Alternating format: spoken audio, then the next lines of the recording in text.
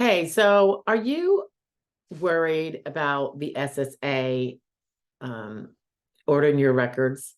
Does this cause you concern when they ask you to sign some have referred to as a blanket authorization for them to order your medical records? It's a very common form. We use it on every case because the SSA, it's an SSA form. Um, I, I know that some people they don't like the idea of a federal agency or a state agency dabbling in your medical records. Other people just want to have a little more control in deciding what medical records they deem relevant for the SSA to see. So the form I'm talking about, you've seen, it's called the SSA-827. It is used all throughout your case, from initial to recon to ALJ hearing. And to me, the reason why I bring this up is because I have met people who are like, well, I don't want to execute that. I don't want to sign that. I don't want the SSA in my business. Some of my medical records aren't even correct. And therefore they'll be getting incorrect records. You might be battling with a medical provider for what you argue is incorrect statements in your records. So the question about whether you can refuse to provide a signed SSA-827 authorization to the SSA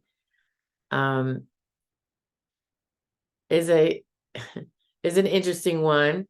From a technical standpoint, I suppose you could, and you send up all your medical records that apparently you think are relevant, and but I'll speak a little bit more about how that could put you in danger. In theory, I suppose, if you're sending all your medical records to the SSA, then they don't need to order any.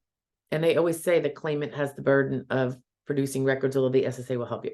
Okay, so that suggests, and don't hold me to this, I'm just thinking out loud here, that you could, in theory, refuse and then go get all your records and submit them and hope they're filed properly and all that good stuff. Okay, but is that a good idea? And is there a reason for you to be fearful? I don't think there is. I've never had a situation in 20 years where doing so was dangerous for a person. I know we don't really want the government in our business, but when we're filing for government benefits, they're going to be in your business. But the reasons why, oops, hold on a second. I have to take this. Can you believe it? I'm just going to figure out how to pause this. Be right back. It's the girl child, so I got to take it. Okay, I am back. She's so funny. Okay, so where was I? All right, so first of all, if you let me just say, put a couple rules out there, and I don't have the citation on me, but it is a rule. It's kind of like a more recently clarified rule, where the SSA has made it clear that if you have medical records that are material to a finding one way or the other of disability, and by the way, who do you think who's going to be the deciding factor of whether it's material or not? The SSA. And you don't send them in. Now, why would you not send them in? Well, gee, maybe they're not helpful. It could be that you find them not to be pointing towards disabled. Maybe they say some, things that might make someone think you're not disabled. It could be that you're embarrassed by material in there. For whatever reason, nonetheless, you as a claimant are obligated to forward that material to the SSA that you have. Now, obviously, if you don't have it, I don't know that you would have to do that. However, obviously, if you have it because you're aware of what's in it, you're obligated. Now, when we fill out the application, right, you have the medical provider portion of an application. If you're doing the paper form of an application, it would be the SSA-3368 when you apply. And that's where you put down all your medical providers and their contact information, their full and complete addresses. And the reason is because then the SSA can order them and pay for the copies so that you don't have to. I know you might say, well, I can send them, I can for free get them from my patient portal and send them up. That might be true, but you might be unaware that the patient portals are not necessarily as complete as the full official set ordered officially with a HIPAA, including the SSAs, I hear dogs, form that they use. There are other HIPAA forms out there. I know my practice, we use a specific one when we want to help our client order records. We strongly urge them to use this form because it saves them a lot of money, because it's actually a federal law that restricts what can be charged if they're asked for with this particular format of information in this particular HIPAA request. It's the high-tech HIPAA. I have another video on that, I think. But nonetheless, so, and there may be people who say, I don't need the SSA's help getting my records. Okay. But again, if you have records and you don't submit them, and yes, one could say, well, how is the SSA ever going to know that I didn't submit them? I don't know. There is a plethora of ways the government can find out things about you. There's surveilling, there's this, that, and the other thing. Goodness knows. But I don't know that you want to be putting yourself in that risk of being ever accused of withholding material evidence in an insurance claim, because might that not one day potentially be considered insurance fraud? Now, in this case, it would be government insurance, so that could be even worse. And again, that's not to say I see them going around after people on that, but I just think it's something to be careful about. All right. With regard to feeling confidential, I think the SSA is very, very confidential with your information. They are so confidential, sometimes when you need to have your information, you can't even get it. So, when they say they might release it,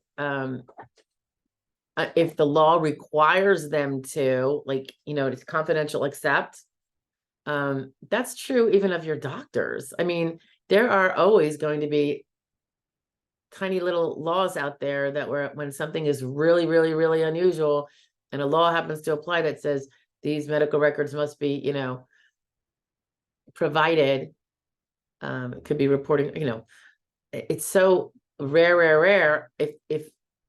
If you're just a regular person, I wouldn't be worried about those things kicking in. The SSA, obviously people within the SSA are going to be looking at your records, particularly the ones making the decision as to whether you're disabled. So they're going to see them, wanting to tailor them to what you want them to see is not going to be helpful as much as you think. For one thing, I don't know if you're a non-trained in the SSD field person, if you're going to know what's relevant and what's not.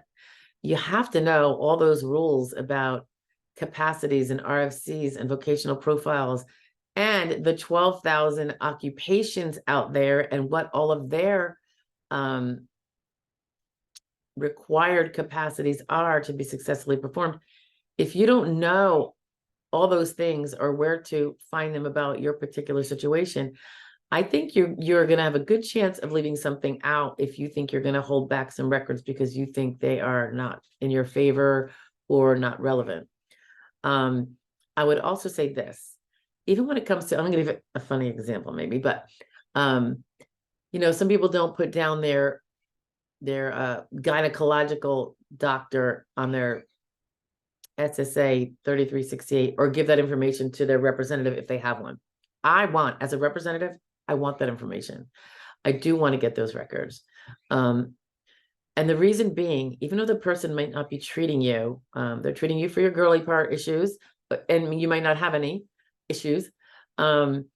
If they see you and you have, say, body pain issues,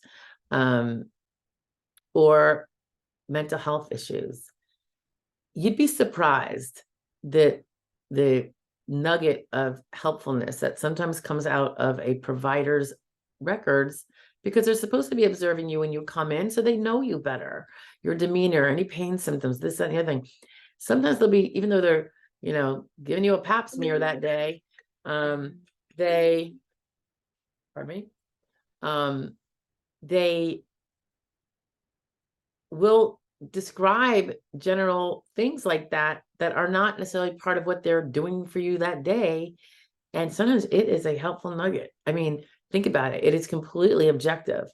And if they're saying something like, she's been, she was in much pain today when she came in, it was evident on her face, or under their physical exam, when they talk about someone's appearance, they might say, appears fatigued.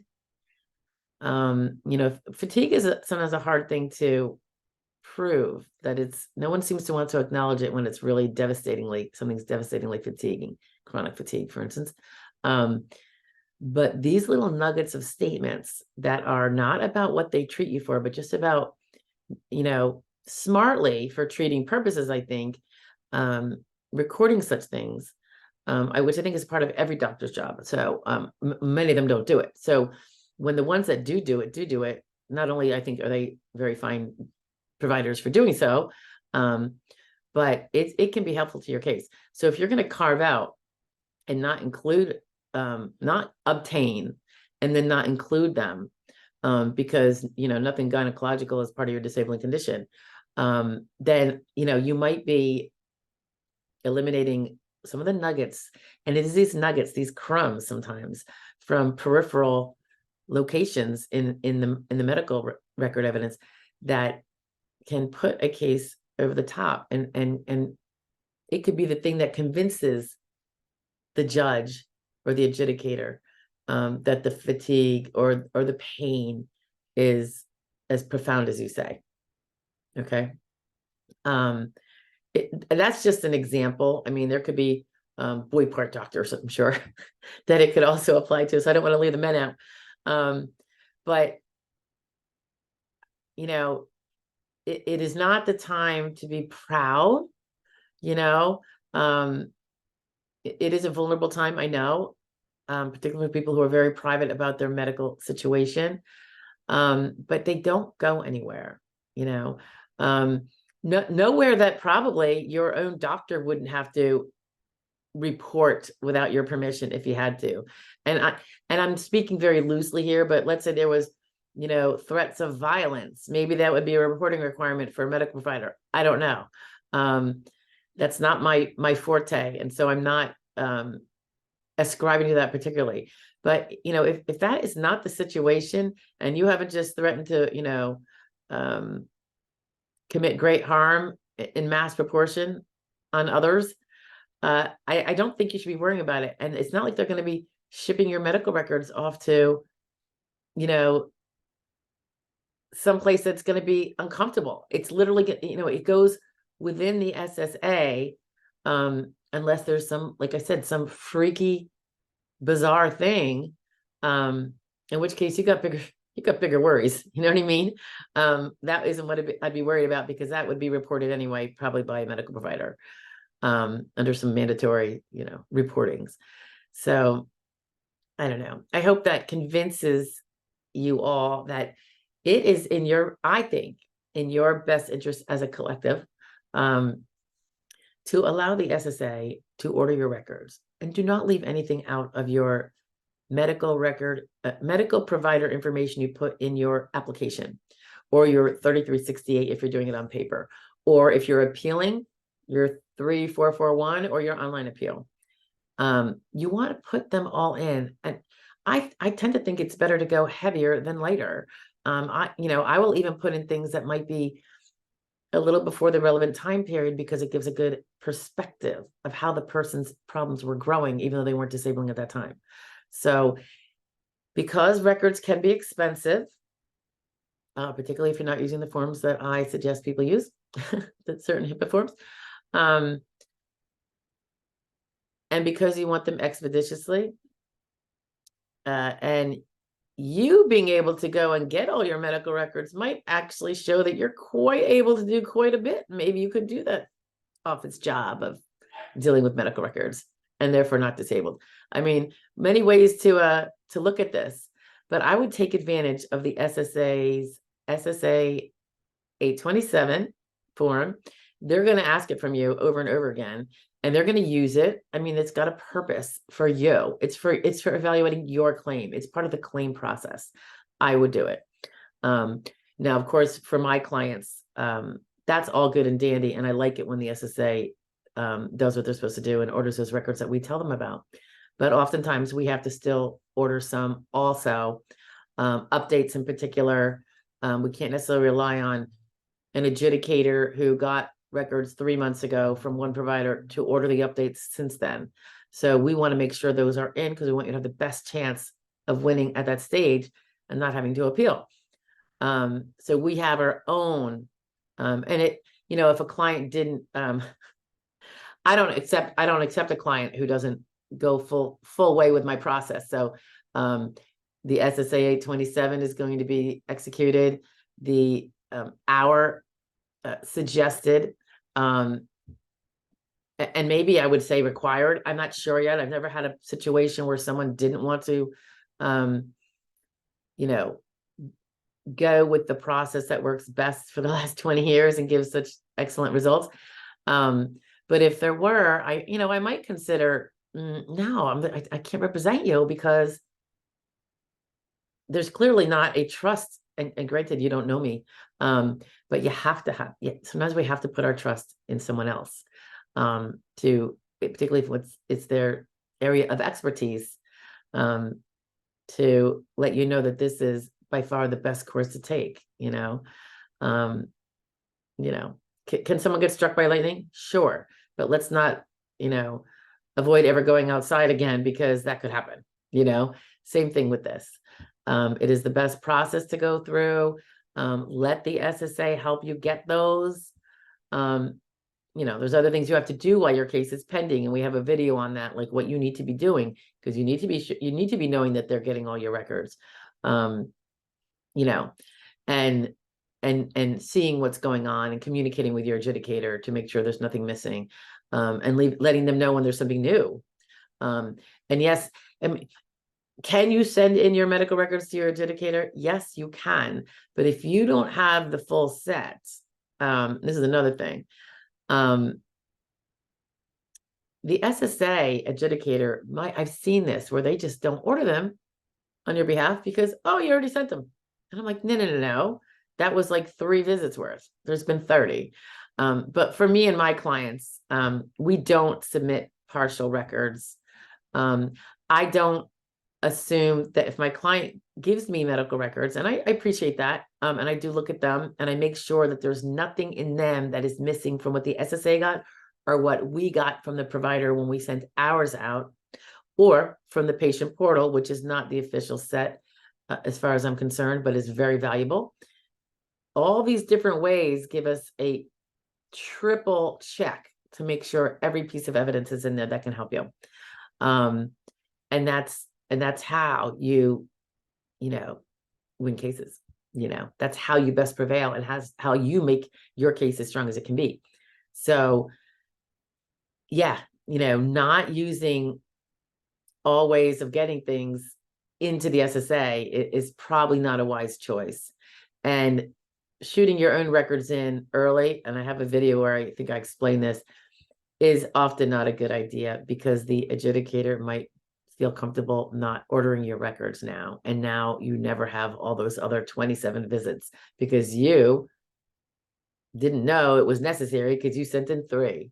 No, 3 generally probably isn't going to cut the muster on that. So 827 that the SSA uses, it's been used as long as I've been practicing. I've never seen a problem. I've never seen a confidentiality problem, where, someone's been harmed, or that they're, the SSA doesn't go put your stuff on the internet, in terms of public internet. You don't have to, I don't think you have to worry about that.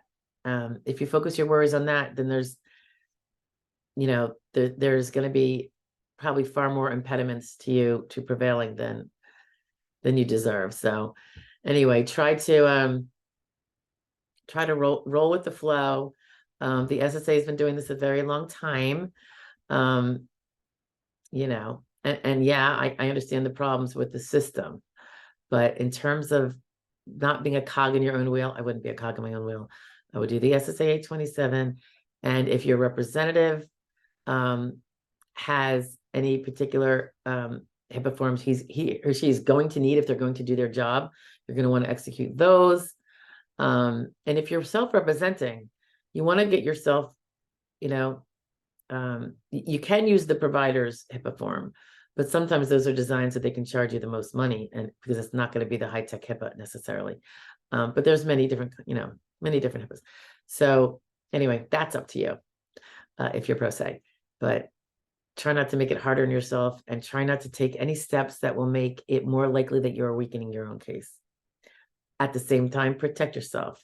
Don't ever allow yourself to be accused of withholding evidence when you've made an insurance claim. Insurance fraud, not good. And when it's with the government, even worse, probably. Okay. All right. Bye, y'all. See ya.